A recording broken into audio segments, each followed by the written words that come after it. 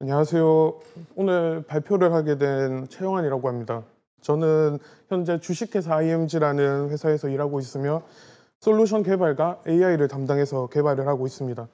지금 보이시는 화면 주소나 QR코드로 들어가시면 저 블로그를 볼 수 있고요. 그리고 기술적인 거나 아니면 저의 좀 개인적인 것도 있고 한번 보시면 좀 재미있을 겁니다. 최근에는 또 현대차랑 또 뭐 이건 품질 관련해서 문제가 있어서 그것 때문에 전한 그런 이야기도 있으니 한번 봐주시면 감사하겠습니다. 일단 오늘 제가 이야기 드릴 거는 짧은 시간이지만 제가 실무에서 AI를 도입을 하면서 마주한 현실적인 문제와 그 과정에서 어떻게 극복했는지 설명을 좀 해드리고 싶어서 이렇게 썼습니다. 일단 먼저 저희 회사가 어떤 회사인지 간단하게만 설명을 드리겠습니다. 저희 회사는 SI 기반의 소프트웨어 개발사로서 자동차 부품 및 제조업에 있는 모든 고객사들의 다양한 솔루션, QMS, MES, PLM 같은 솔루션을 개발을 하고 있는 회사입니다. 저희는 고객이 원하는 대로 맞춤을 해주다 보니 이제 고객사들의 요구사항에 빠르게 대응해야 하는 환경에서 점점 AI 관련한 요구들이 높아졌습니다. AI 도입은 급변하는 환경 속에서 뒤처져서는 안 된다는 내부 의견과 외부 고객들의 요구가 굉장히 많았었고 그게 시작점이었습니다. 고객들의 요구는 현장 데이터를 분석해서 이상 징후를 자동으로 알려줄 수는 없는가라는 의견과 AI로 업무 효율화를 할 수 없을까요?라는 의견 요청이 있었습니다. 그리고 이미 저희 말고 경쟁사들은 챗봇, 자동화, 예측 기능 등을 이미 도입을 하고 있었고 더 이상 저희는 전통적인 시스템만으로는 차별화가 어렵다고 판단을 했습니다.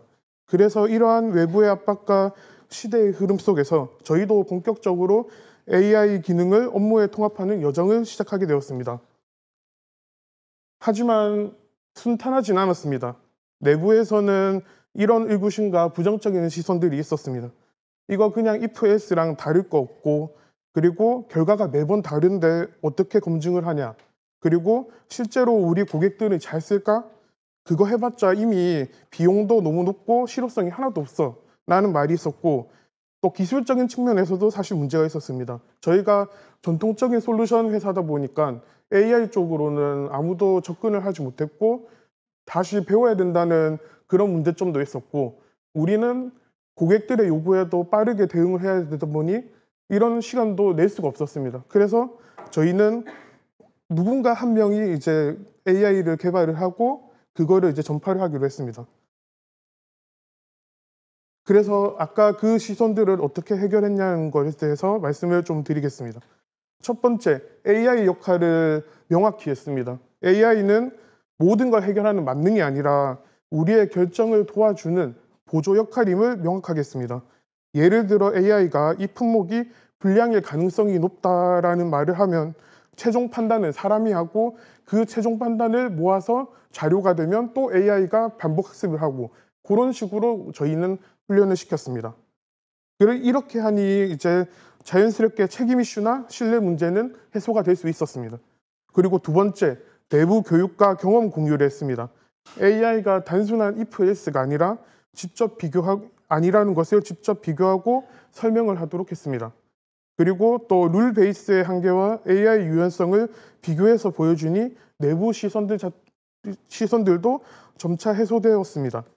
세 번째, 작게 시작해서 빠르게 보여주자입니다. 이게 제일 중요했던 것 같습니다. 일단 회사라는 것은 한 사람한테 돈을 벌어야 하기 때문에 많은 시간을 줄 수가 없고 빠르게 결과를 보여주기 때문에 내부 그룹에 저희는 챗봇이라는 걸 연결을 했고 주간 보고도 볼 수 있도록 요약을 했습니다. 이거는 조금 이따 데모 영상으로 한번 보여드리겠습니다. 네, 그리고 AI 도입은 단순히 기술적인 문제가 아니라 조직의 인식 변화와 점진적인 학습 과정이 핵심이라는 것을 이 과정을 통해서 알게 되었습니다. 가장 중요한 것은 완벽한 시스템을 만드는 것보다 작게 시작하여 빠르게 피드백을 하고 그 결과를 우리의 내부 직원들과 공유를 하는 것입니다. 여러분의 조직에서도 혹시나 AI를 도입을 하려고 하고 있다거나 또 이미 도입을 했다면 아마 저와 비슷한 사례들을 겪거나 또 다른 문제들을 겪으실 거라 생각을 합니다. 이런 것을 겪었을 때 기술보다 사람의 관점에서 한 번 더 파악을 해보시면 조금 더 좋을 것 같다는 생각도 하고 있습니다. 일단 저의 얘기는 여기까지고요. 이제 이어서 장아린 선임연구원이 AI 관련 기술을 이어서 하도록 하겠습니다. 감사합니다.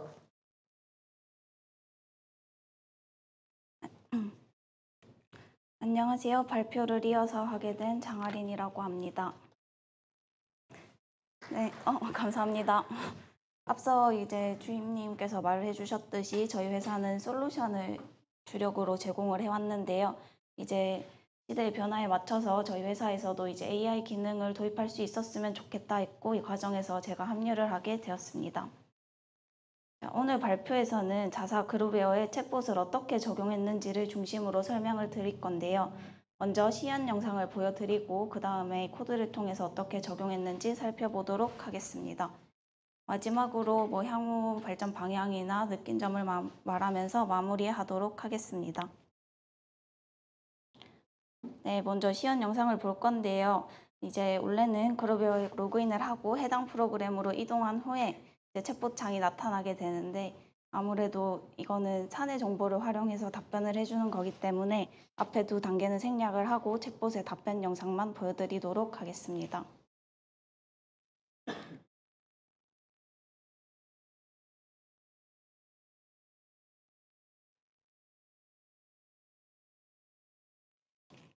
참고로 이제 이 홈페이지 역시 이제 .NET 프레임워크 기반인데요.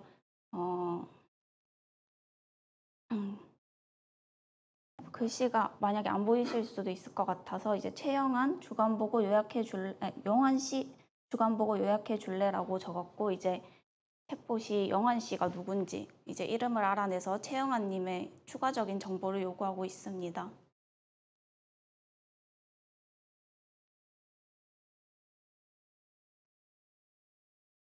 그래서 제가 최영한 님의 2025년 5월 주간 보고라고 날짜를 다시 한번 적어서 질문을 했고요.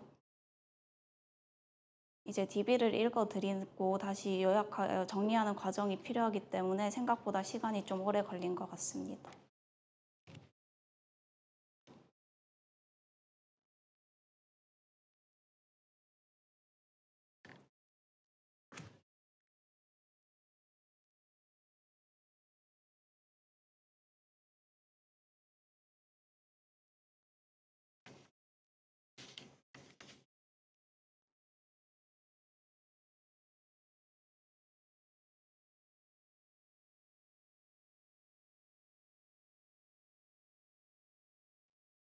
네, 방금 영상은 시멘틱 커널을 활용하여 개발을 한 건데요.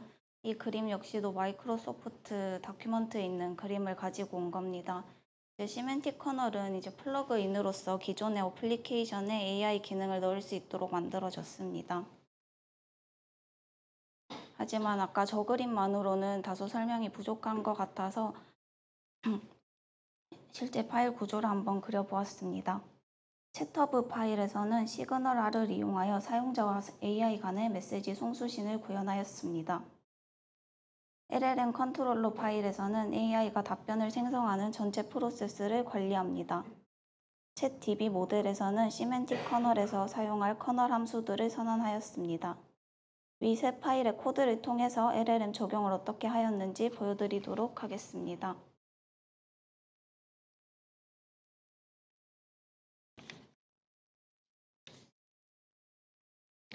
네, LLM 툴, 그러니까 시멘틱 커널이나 랭체인 같은 거를 사용하는 거는 이제 단순히 챗 GPT API만을 사용하는 건 아닌데요.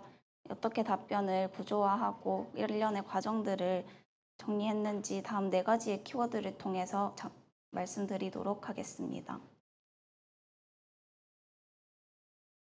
사실 크게 복잡하진 않은데요. 여기 시연 영상에 적용된 LLM 기능은 3가지 단계로 구성되어 있습니다. 먼저 인포 스텝에서 사용자 질문을 기반으로 관련 정보를 레그를 기반으로 수집합니다. 앤서 스텝에서는 수집된 정보를 자연어로 다시 요약을 하고 정리를 해주는데요. 또 마지막 스코어 스텝에서는 정리하고 요약한 것에 대한 응답의 정확도 혹은 유의미성을 점수화합니다. 최종적으로 하나의 문장으로 바뀌게 되어 프론트엔드로 넘어가게 됩니다.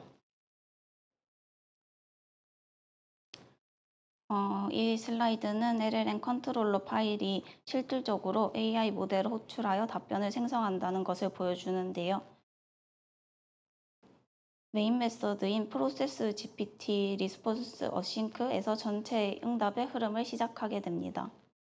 시멘틱 커널에서는 이런 흐름을 프로세스 빌더를 통해서 만들어 줍니다.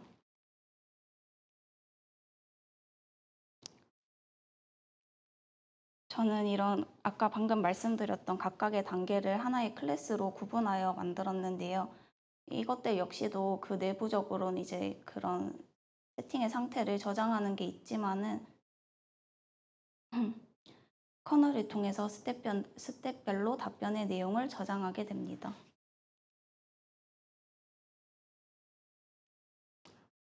이 코드는 각각의 클래스가 갖고 있는 메인 메서드인데요. 저기 위에 빨간 박스 쳐진 거를 보면 알 수 있듯이 커널을 인자로 넘겨서 관련 정보를 저장하게 됩니다.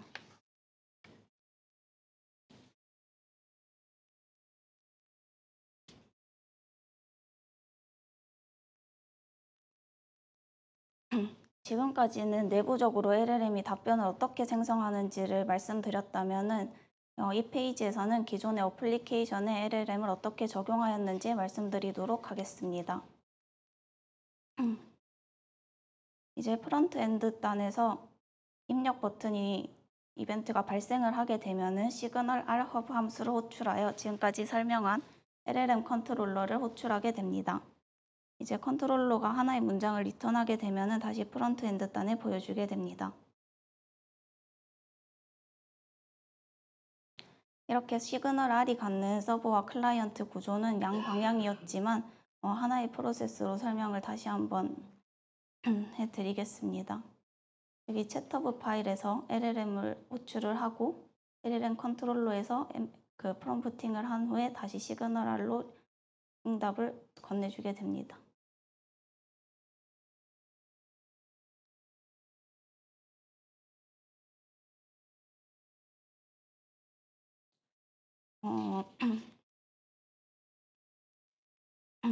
마지막으로는 이런 리소스 관리를 어떻게 하는지에 대해서 설명을 드리도록 하겠습니다. 네, AI 모델은 로컬 서버나 이제 API 같은 형태로 가지고 올 수 있으며 저희가 단넷 프레임워크에서 개발을 했을 때는 이런 로컬 서버 주소나 API 키는 JSON 파일에서 관리를 하였습니다.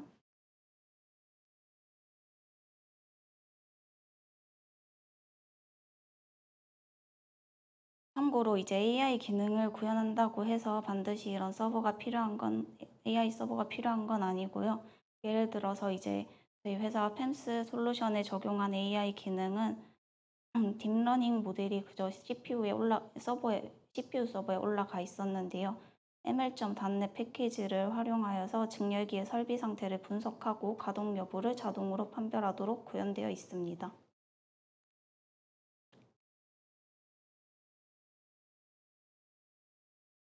이 부분도 잠시 시연 영상을 보여드리도록 하겠습니다. 이건 현장에서 사용하는 프로그램이고요. 증열기라는 설비의 전력값과 온도값을 나타내는 화면입니다. 저기 상단에 보시면 비가동이라는 표시가 있는데 저게 AI가 판독한 결과입니다. 현장에서는 저렇게 기준 온도 설정의 변화를 통해서 경보 알람이 나타나게 됩니다.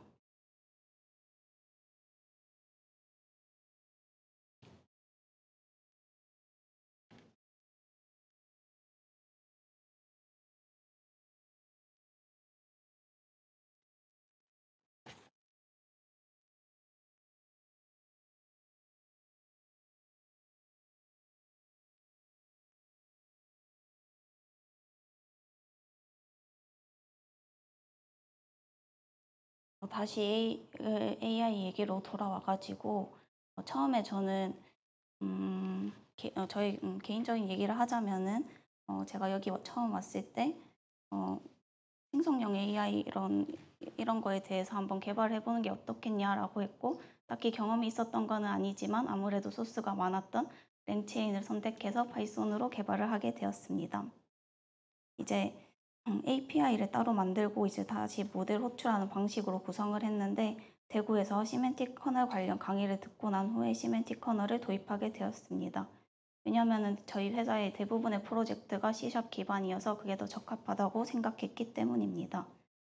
이제 파이썬으로 개발을 하다가 C샵으로 개발을 하게 되니까 회사 내부에서도 뭐 부장님이나 임원진 분들도 그 AI 어떻게 쓰는 거냐, 어떤 식으로 도입할 수 있냐 이런 식으로 관심을 많이 갖고 또 이제 기술적으로도 많이 물어보셔서 저도 공부를 좀 더 할 수 있는 기회가 되었습니다. 예를 들어서 처음에는 주간 보고 있는 모든 데이터를 뭐 따로 벡터화를 해야 된다고 생각을 해서 다 벡터 DB로 관리를 하려고 했는데 AI 그 모델에 대해 좀 더 공부를 하다 보니까 LLM 툴이라는 기능이 있다는 걸 알게 돼서 필요한 정보만 추출을 할 수 있게 되었습니다. 어, 저의 발표는 이만 여기까지 하도록 하겠습니다. 그리고 하단에 있는 QR코드는 최주임님의 블로그라고 하니까 혹시 관심 있으신 분들은 들어가 보시면 감사하겠습니다.